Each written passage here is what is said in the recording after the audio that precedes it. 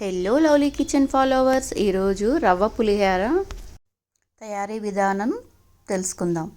దీనికోసం 1కి 2 చొప్పున వాటర్ వేసుకొని కొద్దిగా సాల్ట్, పసుపు, ఆయిల్ వేసుకోవాలి. ఆయిల్ వేయటం వల్ల పొడి పొడిలాడుతుంది. రవ్వను వేసుకొని మీడియం ఫ్లేమ్లో ఉడికించుకోవాలి. రవ్వ చల్లారే లోపల మనం చింతపండు పులుసుని తయారు చేసుకుందాం. దీనికోసం ముందుగా ఒక అరగంట ముందు చింతపండుని నానిన తర్వాత గుజ్జు మొత్తాన్ని ఈ విధంగా తీసుకొని ఉప్పు, పసుపు, కొద్దిగా ఆయిల్, ఇంగువ, చిన్న బెల్లం ముక్క వేసుకొని చిక్కగా ఉడికించుకోవాలి. తాలింపు కోసం ఆవాలు, మినప్పప్పు, శనగపప్పు, కొంచెం పల్లీలు, చీల్చిన పచ్చిమిరపకాయలు కొన్ని, ఎండుమిర్చి,